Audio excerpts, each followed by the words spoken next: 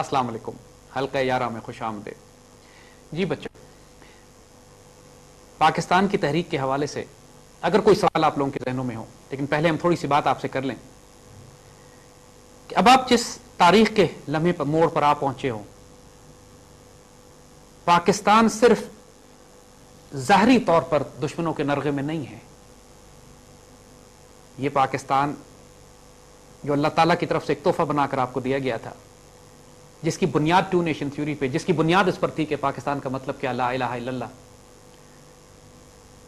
ہماری سب سے بڑی غلطی یہ تھی کہ پاکستان بننے کے بعد ہم اپنے مقصد حیات کو بھول گئے کہ ہم نے اس پاکستان کو بنایا کیوں تھا۔ ہمارے بڑوں کو یاد تھی یہ بات، یہ نہیں کہ ہمارے بڑے بھول گئے تھے۔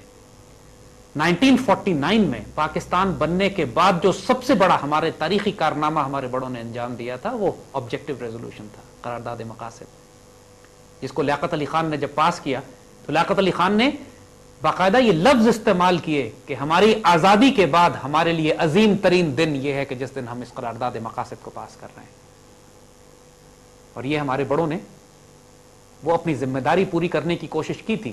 اور جو کوئی یہ اعتراض کرتا ہے کہ یہ پاکستان سیکولر ہونا چاہیے تھا، یہ پاکستان ایک ماڈرن نیشنلسٹ ڈیموکریسی کے لیے بنا تھا، جہاں پہ جدید مغربی دور کے تمام تصورات، سیاسی اور مذہبی اور معاشرتی تصورات کو نافذ کیا جائے گا، ان تمام غلط فہمیوں کو دور کر دیتا ہے وہ لیاقت علی خان کی وہ تقریر، جس میں وہ، یقین کرو بچوں، آج اس تقریر کو پڑھو نا تو انسان کے وجود کے رونگٹے کھڑے ہو جاتے ہیں۔ لیاقت علی خان اس میں فرماتے ہیں کہ اللہ روز روز قوموں کو ایسے موقع نہیں دیتا کہ وہ اپنے عروج کو دوبارہ حاصل کر سکے، اور ہم اس موقع پر ایسی جگہ پر کھڑے ہیں کہ اپنے بزرگوں کے اسلاف کے کارناموں سے بھی بہتر پرفارم کر سکیں، بہتر آگے کریں، کیونکہ آج تاریخ نے ہمیں وہ موقع دے دیے ہیں۔ تو اس میں تو کوئی شبے کی بات نہیں ہے کہ یہ پاکستان جس آئیڈیالوجی اور جس نظریے پہ بنا تھا، ہمارے بزرگوں کو اس پر کوئی شک نہیں تھا۔ لیکن 1949 میں جب قرارداد مقاصد پاس کی گئی، آپ دیکھو کہ اس کے 2 سال بعد لیاقت علی خان کو شہید کر دیا گیا۔ اور کس نے شہید کیا؟ وہ جو ساری انویسٹیگیشن کی گئی، معلوم کیا گیا، ایک تحقیقاتی رپورٹ بنی کہ لیاقت علی خان کو کس نے شہید کیا ہے، وہ کراچی میں وہ انسپیکٹر جس نے ساری تفصیلات طے کر کے فائل تیار کی، جہاز میں بیٹھا پنڈی لانے کے لیے، اس جہاز کو بھی کریش کر دیا۔ لہذا وہ تفصیل بھی، رپورٹ بھی ساری ختم ہو گئی، کسی کو نہیں معلوم ہوا۔ پاکستان کے خلاف جو سب سے شدید حملے ہوئے ہیں وہ جغرافیائی نہیں ہوئے ہیں، نظریاتی ہوئے ہیں۔ وہ ٹھیک ہے کہ 71 میں ہمارا بازو بھی ٹوٹ کے الگ ہوا، لیکن زمین کا نقصان کوئی معنی نہیں رکھتا بچوں۔ سب سے شدید نقصان اس وقت ہوتا ہے جب قوموں کی نظریات، قوموں کی آئیڈیالوجی، جب قوموں کی فکریں، قوموں کی سوچیں تبدیل ہو جائیں، جب انسان اس پر شک کرنے لگے کہ یہ پاکستان ہم نے اسلامی نظریے کے لیے بنایا تھا یا سیکولر نظریات کے لیے بنایا تھا۔ یہ شدید چوٹ ہے۔ جب انسان یہ شک کرنے لگے کہ قائد اعظم سیکولر پاکستان چاہتے تھے یا اسلامی پاکستان چاہتے تھے، یہ شدید چوٹ ہے۔ جب انسان یہ شک کرنے لگے کہ یہ علامہ اقبال تو بدکار، شرابی، نعوذ باللہ غلط آدمی تھے، ان کو فالو کرنے کی کیا ضرورت ہے، یہ چوٹ ہے۔ اگر اس بات پہ یقین کر لیا تو یہ چوٹ ہے کہ یہ کہا جائے آج کے نوجوان نسل سے کہ ٹو نیشن تھیوری ختم ہو گئی، 2 قومی نظریہ ہمارا ختم ہو گیا، ایسٹ پاکستان ٹوٹ کے کیا بچا۔ کوئی یہ کہے کہ پاکستان کا بننا تاریخ کی سب سے بڑی غلطی تھی، کوئی یہ کہے کہ ہندوستان کی تقسیم کیوں کی ہم نے، یونائٹڈ انڈیا میں اکٹھے رہ لیتے، مسلمان تقسیم ہو گئے۔ جو آج بھی کانگریسی مولوی ہیں انڈیا میں، ان کا یہی آرگومنٹ ہے، وہ گاندھی کو اور نہرو کو تو اچھا کہتے ہیں، قائد اعظم کو برا کہتے ہیں۔ آج آپ آرام سے آپ جا کے انڈیا کے اندر بسنے والے تمام سو کالڈ علماء جو کانگریسی حکومت کا آج بھی ساتھ دیتے ہیں، ہندوؤں کا ساتھ دیتے ہیں، ذرا ان سے رائے لے لیجیے۔ پاکستان میں بہت بڑی تعداد میں ایسے بستے ہیں، آج بھی ٹیلی ویژن پہ برملا کھل کے انٹرویو میں کہتے ہیں، پاکستان کی پارلیمنٹ میں کہتے ہیں کہ پاکستان کے بننے کے گناہ میں ہم شامل نہیں تھے۔ ایک مولوی سے پوچھا گیا جو ضد کرتا تھا پاکستان کی سیاست میں، حکمرانی میں، حکومت اور اختیار اور طاقت لینے کے لیے، تو اس سے کہا گیا کہ بھئی جب تم پاکستان کی پارلیمنٹ کو مانتے ہی نہیں ہو تو پاکستان کی پارلیمنٹ میں آتے کیوں؟ تو اس نے جواب دیا، مانتا تو میں پاکستان کو بھی نہیں ہوں۔ اور یہ یہاں کے وزیر ہیں، یہاں کے سینیٹرز ہیں، ہم نام نہیں لے رہے ان کا، لیکن آپ سب پہچان گئے ہم کس کی بات کر رہے ہیں۔ ان لوگوں کے باپ دادا کانگریسی تھے، ان کا وجود حرام میں پلا ہوا ہے، انہوں نے پاکستان کی مخالفت کی ہمیشہ، آج جڑیں کاٹ رہے ہیں، آج پاکستان پہ خودکش حملے کرتے ہیں، آج پاکستان کی نظریات اور اساس کو تسلیم نہیں کرتے۔ تو سب سے بڑا حملہ جو شدید ہمارے اوپر کیا جاتا ہے وہ ہماری آئیڈیالوجی پہ ہے۔ کہیں آپ کو سب نیشنلزم میں توڑا جائے گا. بلوچ وہ جو پختونستان بنانے والے ہیں وہ کہتے ہیں کہ میں پہلے پٹھان ہوں پھر مسلمان ہوں پھر پاکستانی ہوں, یعنی اسلام سے پہلے بھی پٹھان ہے وہ. انا للہ و انا الیہ راجعون. یہ عصبیت جاہلیہ جس کو حضور نے فرمایا, جاہلی عصبیت. تو اس بات کا دھیان رکھنا بچوں, اس ملک کو رکھنا میرے بچوں سنبھال کے, لائے ہیں کشتی طوفان سے ہم نکال کے. یہ 50s میں, ارلی 50s میں ہمارے بڑوں نے فلم بنائی. اس زمان کوئی فلم بنی تو یہ گانا اس میں ڈالا گیا تھا. اس وقت بچوں کی روحانی اور نظریاتی اساس کو زندہ رکھنے کے لیے کوششیں کی جاتی تھی. تو بہت جیلسلی اپنی اس آئیڈیالوجی کو گارڈ کرنا, اس پہ کمپرومائز نہیں کرنا. کبھی انسان کبھی اپنے رسول پہ شک نہیں کرتا, قرآن پہ شک نہیں کیا جاتا, کچھ چیزیں جن پہ ڈاؤٹ نہیں کیا جاتا. اس طرح پاکستان کی آئیڈیالوجی پہ کبھی ڈاؤٹ نہیں کرنا, اس پاکستان کی نظریاتی روحانی اساس پر کبھی ڈاؤٹ نہیں کرنا, کیونکہ اگر یہاں ڈاؤٹ کر لیا تو پھر دشمن نے شدید حملہ اس کا کامیاب ہو گیا. پھر جو مرضی آرگنائز آرمی ہو ہمارے پاس, اکانومی ہماری اچھی ہو جائے, ہماری سڑکیں بڑی اچھی ہوں, نہریں, بجلی, پانی, گیس کا نظام ٹھیک ہو, لیکن اگر ہماری آئیڈیالوجی متاثر ہو گئی, ہماری آئیڈیالوجی کو چوٹ لگ گئی, ہم لادین ہو گئے, سیکولر ہو گئے, ہم ایک نیشنلسٹ اسٹیٹ بن گئے, جو مقصود تقدیر ہمارے لیے اللہ تعالیٰ نے لکھ دی ہے کہ امت کی قیادت اس خطہ زمین نے کرنی ہے.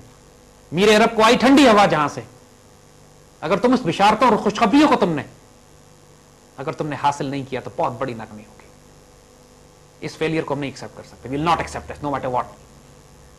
اور اس کے لیے لازم ہے آپ کے لیے کہ اپنی نظریاتی اور روحانی اساس کو بہت مضبوطی سے تھامیں. قرآن پاک, اللہ کے رسول سے نسبت اور تعلق, اور اس کی وہ تشریح جو جدید دور میں اللہ تعالیٰ نے اقبال کی زبان سے نکلوائی, وہ ہماری روحانی اساس ہے. That's our ideology. We are proud of it. ہمیں کوئی شرمندگی نہیں ہے, ہم اس کو آن کرتے ہیں. وی لیو فار اٹ الحمدللہ. تو اس حوالے سے میرے بچوں کوئی ڈاؤٹس ہو, کنفیوژن ہو, ریموو کر لو. یہ حلقہ یاراں پیار کی, ہاں پیار کی محبت سے اندر جس طرح چاہو گے انشاءاللہ آپ کے ہر سوال کا اللہ کے حکم سے جواب دیں گے انشاءاللہ. بسم اللہ بیٹا, کوئی سوال کرنا؟ Sir, we were talking about the ideology, and we know we made Pakistan on different ideology. What are the major reasons do you think after 60 years of Pakistan came into being, we are unable to carry out the same ideology? بیٹا جان بہت سارے factors ہیں. دیکھو یہ آسان ہے کہ اپنے بڑوں سے ہم شکایت کریں, لیکن اگر ریٹروسپیکٹ میں دیکھو, اگر ان حالات کو ہم دیکھیں کہ جن حالات کے نتیجے میں پاکستان بنایا گیا تھا یا بنا. دیکھو 1947 میں جب پاکستان بننے کا اعلان ہوتا ہے تو تقریباً 8 یا 9 ماہ کے عرصے میں, اس بات کو ذرا سمجھنے کی کوشش کرنا بیٹا, صرف اس کو, اس کی میگنانیمٹی کو, اس کی اوسمنس کو, اس کے اتنا بڑا یہ تصور ہے کہ یہ انسان کے تخیل سے, تصور سے باہر ہے یہ بات, کہ صرف 6-8 ماہ کے عرصے میں 50 لاکھ مسلمان ذبح کیے گئے. Can you even begin to imagine what it means? Pakistan, پورے ہندوستان سے لوگوں نے ہجرتیں شروع کی تھی, 1.25 کروڑ مسلمان گھروں سے نکلے تھے, 50 لاکھ رستے میں ذبح کیے گئے. They never made it to Pakistan. انسان کی تاریخ میں اتنی بڑی مائگریشن کبھی نہیں ہوئی اور اتنا بڑا سلاٹر کبھی نہیں ہوا. پچھلے دنوں افریقہ کے شہر روانڈا میں, افریقہ کے ملک روانڈا میں, ہوٹوز اور ٹوٹسیز 2 قبیلے وہ آپس میں لڑے. 6-7 مہینے میں انہوں نے آپس میں بے دریغ مارا ایک دوسرے کو, اور فگر تھے کہ 5 لاکھ آپس میں قتل کیا انہوں نے. 5 لاکھ.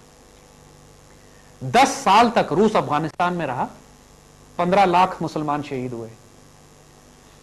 6 سال ہو گئے ہیں امریکہ کو عراق میں گئے ہوئے اور 10 لاکھ مسلمان شہید ہوئے. 6 سال میں 10 لاکھ مسلمان شہید ہوئے. 8 ماہ کے عرصے میں ہندوستان کی ہجرت کے دوران 50 لاکھ مسلمان شہید ہوئے. پنجاب میں, ایسٹ پنجاب میں کوئی کنواں نہیں بچا پانی پینے والا, کیونکہ وہ لاشوں سے بھرے ہوئے تھے, کوئی جگہ نہیں تھی کہ مزید لاشیں اس میں پھینکی جا سکتے. بعض بچیاں اس لیے ہلاک نہیں ہوئی, ختم نہیں ہوئی, اس لیے کہ جب وہ گری ہیں تو لاشوں پہ گری ہیں, پانی نہیں تھا ان کو ڈبونے کے لیے. بچیاں اپنی عزت بچانے کے لیے کنویں میں کود جایا کرتی تھی. پھر طریقہ گاؤں کے بچوں نے یہ اختیار کیا تھا کہ جب لڑائی ہوتی تھی, فائرنگ ہوتی تھی, سکھوں کی اور گورکھا ریجمنٹس اور ہندو ریجمنٹ جب فائر کیا کرتی تھی تو یہ بچیاں ہاتھوں میں ہاتھ ڈال کے ان کے سامنے آ جایا کرتی تھی, کلمہ پڑھتی ہوئی کہ ہمیں گولیاں. اور ہندو آتھرز نے اب لکھنا شروع کیا ہے کہ ہم نے اس طرح مرتے دیکھا ہے مسلمان بچیوں کو, کہ اپنے آپ کو وہ ہندوؤں کے حوالے نہ کریں, اپنے آپ کو قربان کر دیتی تھی. تو ذرا سوچو, یہ 50 لاکھ جو لوگ شہید ہوئے, اور پھر 50 لاکھ جو مہاجر پہنچے ہیں پاکستان میں، یہ عام لوگ نہیں تھے صرف، یہ سارے کسان، غریب، مسکین، عاجز مزدور لوگ نہیں تھے، یہ 1000 سال ہندوستان میں مسلمان تہذیب کے نمائندہ لوگ تھے، یہ ان میں علماء تھے، ان میں دانشور تھے، ان میں اساتذہ تھے، علم عالم فاضل، ملا فاضل، بڑے بڑے لوگ تھے، نوجوان تھے، پڑھے لکھے لوگ تھے، پوری مسلمان تہذیب. اور پھر وہی بات کہ جب وہ اپنا سب کچھ جو انہوں نے صدیوں سے بنایا تھا، زمینیں، جاگیریں، جائیدادیں، زمینیں، کتابیں، لائبریریز، وہ سب چھوڑ کے جب یہ لوٹے پوٹے پاکستان پہنچے، آدھے تو راستے میں کٹ گئے. پھر جو بچے ان کے سامنے مقصد کیا تھا؟ سروائیول. انہوں نے زندہ رہنا تھا.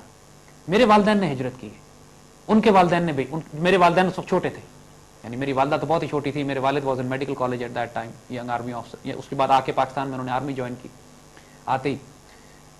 تو اس عمر کے، لیکن وہ ڈپینڈنٹ تھے، اسٹرگل کر رہے تھے، جاگیریں تھیں ان کی، سب کچھ چھوڑ چھاڑ کے پاکستان کے لیے یہاں ہجرت کر کے پہنچے.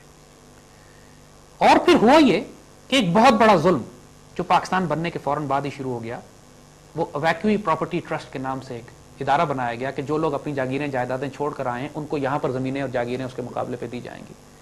جو شرفا تھے، جو اچھے لوگ تھے، جو اعلیٰ خاندانوں کے لوگ تھے،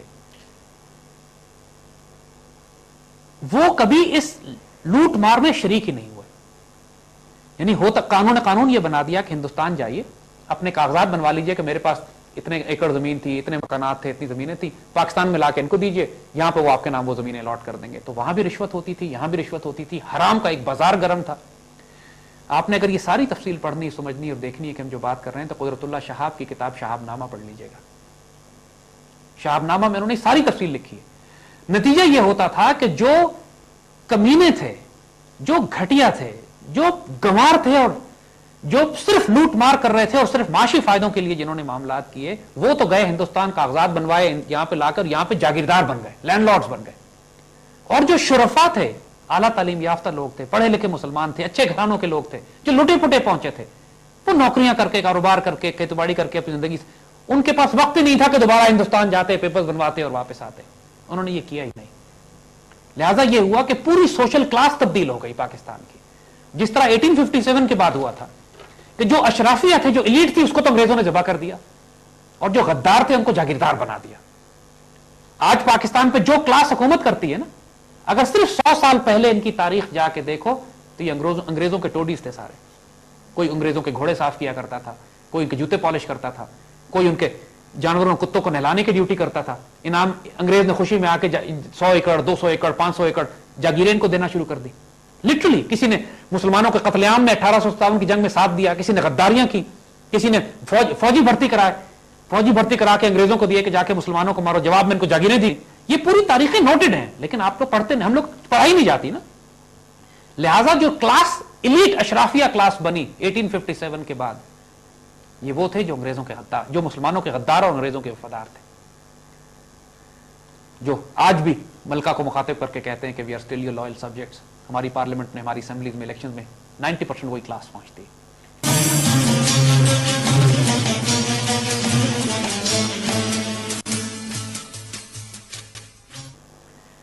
اور اسی طرح پاکستان بننے کے بعد بھی جو کلاس آئی، قائد اعظم کا پہلے انتقال ہو گیا، لیاقت علی خان کو مار دیا، جو اشرافیہ ایلیٹ تھے وہ بیچارے ادھر ادھر بکھر گئے، اور جو حکومت جن کے پاس آئی، غلام محمد کو ملک کا صدر لگا دیا گیا 1952-54 میں. اگین شہاب نامہ میں پڑھ لیجیے گا. وہ معذور اپاہج شخص جو بول نہیں سکتا تھا، بات نہیں کر سکتا تھا، جس کی سیکرٹری ایک امریکن تھی، مس بورل. اور حال یہ تھا کہ پوری پاکستان گورنمنٹ کا کوئی شخص غلام محمد کو سمجھ نہیں سکتا تھا کہ صدر صاحب بول کیا رہے ہیں، اور مس بورل اپنی مرضی سے ٹرانسلیٹ کرتی تھی کہ مسٹر پریزیڈنٹ از سیئنگ دس، مسٹر پریزیڈنٹ از سیئنگ دس، مسٹر پریزیڈنٹ از سیئنگ دس، اور پاکستان کے لاس پہ بن رہے تھے. Can you believe this? یعنی کین یو بلیو دس کہ ایک امریکن CIA کی لڑکی سیکرٹری تھی پریزیڈنٹ کی، اور اس کی مرضی پہ حکومت چلتی تھی. جب اس قسم کی معاملات ملک میں ہوں گے تو پھر آئیڈیالوجی کدھر جائے گی بیٹا؟ پھر یہی ہوا کہ ideology was the least factor. لوٹ مار، مارشل لا، حکومتیں. اس زمانے میں ایوب خان نے بہت اچھے کام کیے ڈیولپمنٹ کے. یس 5 ایئر پلان جو ایوب خان کے زمانے میں بنا، اس سے بہتر پلان پاکستان